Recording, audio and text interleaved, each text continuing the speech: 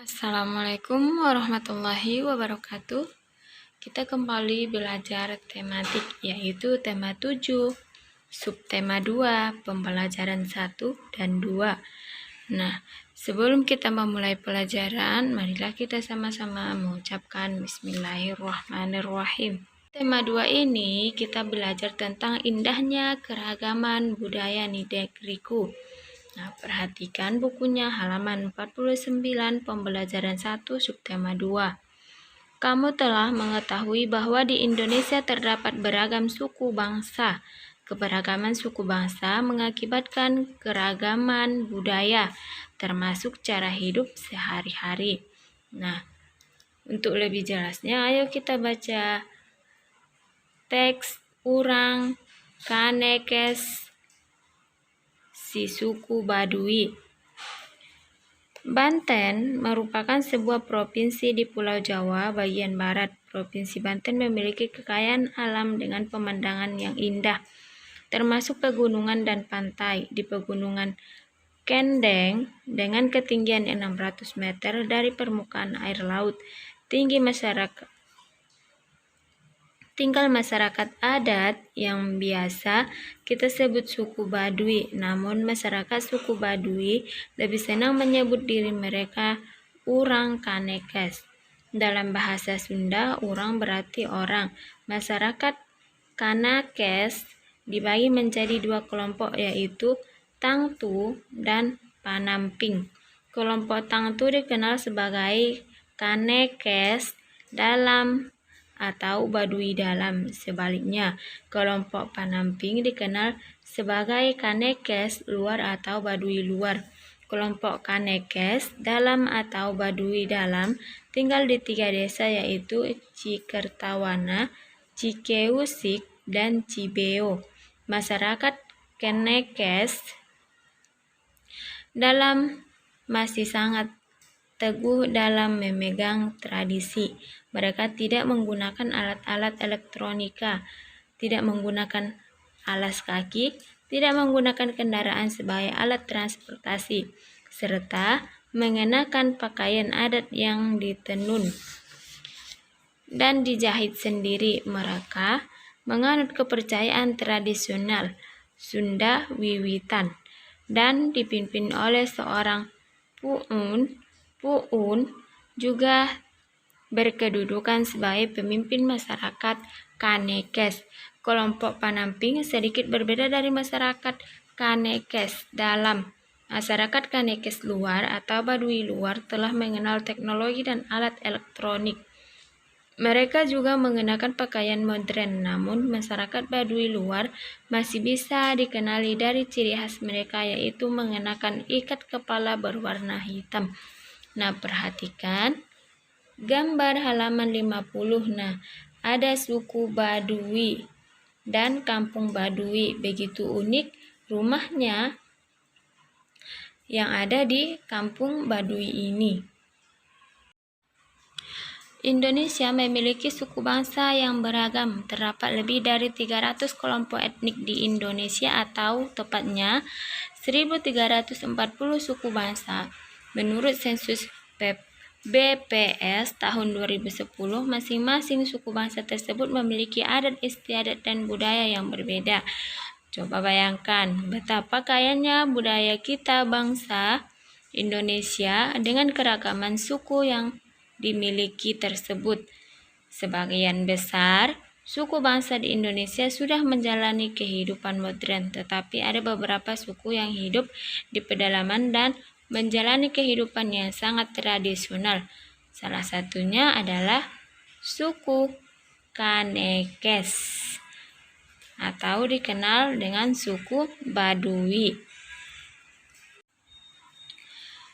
Budaya setiap suku bangsa mungkin memiliki beberapa persamaan dan mungkin pula memiliki perbedaan. Jika kita amati lagi dari teks Urang Kanekes si suku Baduy, ada sedikit perbedaan budaya suku Baduy luar dan suku Baduy dalam. Masyarakat suku Baduy luar sudah biasa menggunakan alat elektronik. Sebaliknya, masyarakat suku Baduy dalam tidak boleh menggunakan alat elektronik. Dalam kehidupan sehari-hari kita telah terbiasa atau biasa dan bahkan mungkin tergantung pada alat-alat elektronik tersebut. Nah, perhatikan di halaman 53 di kotak berwarna kuning. Lampu dapat menyala karena adanya aliran listrik. Arus listrik mengalir dari kutub positif menuju kutub negatif. Saat arus listrik mengalir melewati lampu, lampu pun akan menyala. Gaya listrik adalah tarikan atau dorongan yang ditimbulkan oleh benda-benda yang bermuatan listrik. Ada dua jenis muatan listrik, yaitu muatan listrik positif dan muatan listrik negatif. Gaya listrik mudah kita amati pada kegiatan potongan-potongan kertas yang menempel pada balon ataupun pada penggaris. Setiap benda netral mempunyai dua muatan, yaitu muatan positif atau proton dan muatan negatif atau elektron. Dalam jumlah yang sama, saat penggaris plastik digosok-gosokkan pada rambut kering, elektron dan rambut berpindah ke penggaris. Akibatnya, penggaris plastik kelebihan elektron dan menjadi bermuatan negatif. Ketika penggaris plastik bermuatan negatif didekatkan pada potongan-potongan kertas, muatan negatif pada kertas menjauhi penggaris.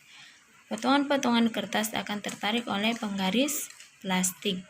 Tarik-menarik antara muatan pada penggaris plastik dan potongan kertas ini merupakan salah satu bentuk gaya listrik. Nah, peristiwa tarik-menarik antara penggaris dengan potongan kertas menunjukkan keberadaan listrik statis. Muatan listrik pada peristiwa tersebut dalam keadaan diam atau tidak mengalir, berbeda dengan muatan listrik pada kegiatan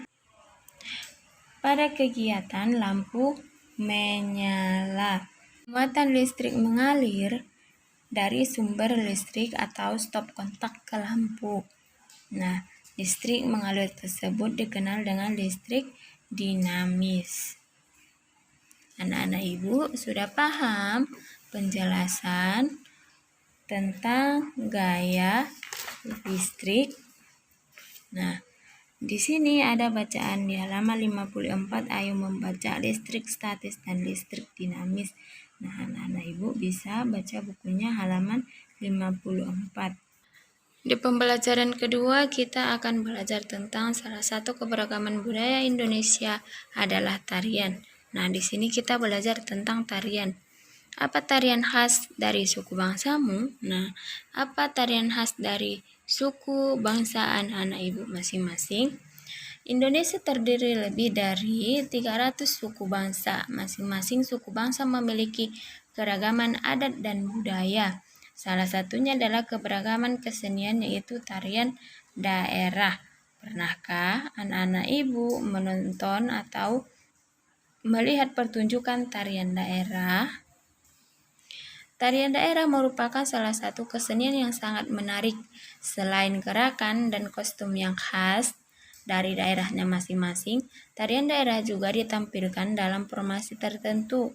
Formasi para penari dalam menarikan tari daerah membentuk pola lantai. Nah, anak-anak Ibu, perhatikan halaman berikutnya. Di sini ada pola tarian dalam menari. Halaman selanjutnya yaitu halaman 61. Peralatan elektronik dapat bekerja karena ada aliran listrik atau arus listrik.